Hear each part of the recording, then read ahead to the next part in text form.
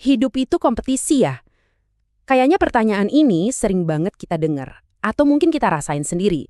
Sejak melek mata aja, rasanya kita tuh udah kayak dipaksa lari di sebuah lintasan balap. Nah, ayo kita bedah bareng-bareng. Coba deh jujur, pernah nggak sih ngerasa capek banget?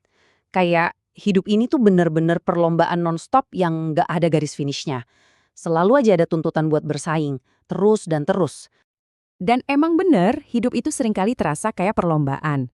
Coba kita ingat-ingat lagi deh, dari kecil kita itu kayak udah dilempar ke lintasan balap loh. Di sekolah harus jadi yang paling pinter, dapat ranking 1.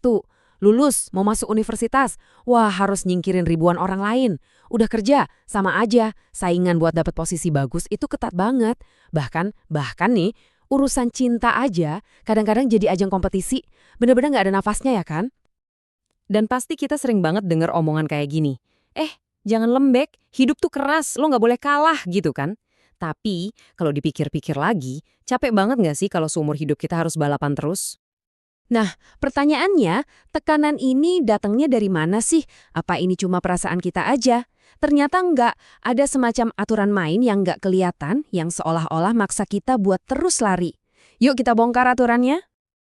Aturan main yang pertama, sistem yang kita hidup di dalamnya sekarang, kapitalisme. Gampangnya gini, di sistem ini kalau mau berhasil, kita butuh yang namanya modal. Tapi jangan mikir modal itu cuma duit ya. Modal itu bisa macam-macam. Bisa otak yang encer, penampilan fisik, koneksi orang dalam, sampai latar belakang keluarga.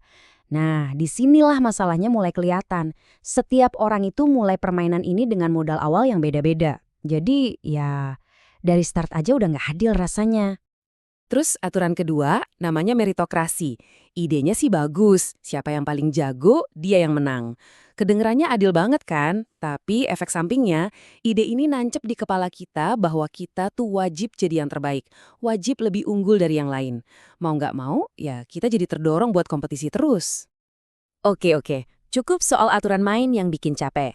Gimana kalau sekarang kita coba lihat konsep menang dalam hidup ini dari sudut pandang yang benar-benar beda?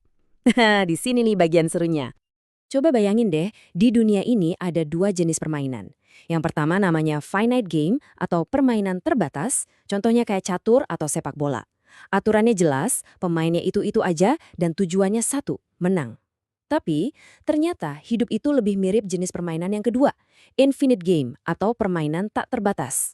Di sini aturannya bisa berubah-ubah, pemainnya bisa datang dan pergi, dan tujuan utamanya bukan buat menang, tapi cuma buat bisa terus lanjut main. Jadi, poin paling pentingnya apa? Di dalam permainan tak terbatas ini, nggak ada yang namanya menang selamanya. Kamu bisa aja jadi juara hari ini, tapi itu sama sekali bukan jaminan buat besok. Terus kalau hidup itu bukan perlombaan lawan orang lain, terus apa dong? Nah, ini justru kesempatannya. Kesempatan buat kita bikin aturan main kita sendiri. Coba deh, sekarang tanya ke diri sendiri. Kalau aja sukses itu bukan tentang ngalahin si A atau lebih hebat dari si B, sukses versi kamu tuh kayak gimana sih bentuknya? Karena jawabannya bakal beda-beda banget buat tiap orang. Mungkin buat kamu sukses itu bisa keliling dunia. Tapi buat temen kamu bisa makan enak tiap hari aja itu udah sebuah kemenangan besar. Atau mungkin bisa bahagiain orang tua. Nggak ada yang salah, nggak ada yang benar, karena standarnya emang kamu yang bikin.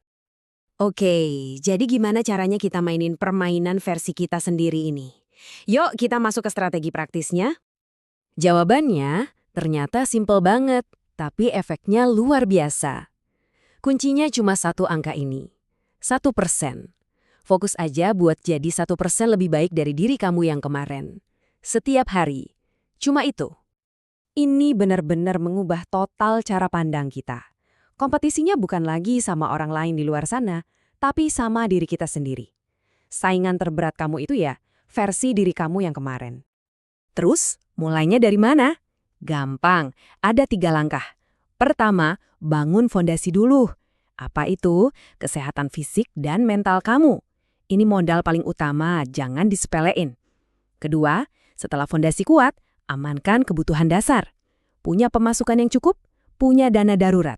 Nah, kalau 2 ini udah beres, baru deh yang ketiga, perluas duniamu. Kamu bebas mau fokus ke hubungan, spiritual, atau bahkan mulai bangun bisnis. Nah, waktu kamu jalanin semua ini, ada satu hal terakhir yang penting banget buat ingat. Kamu pasti bakal gagal. Pasti. Dan itu nggak apa-apa banget. Ingat kan, ini permainan tak terbatas. Gagal hari ini tuh bukan berarti kamu kalah selamanya. Itu cuma bagian dari perjalanan, bagian dari proses belajar. Ingat ya, tujuannya itu bukan jadi sempurna. Bukan.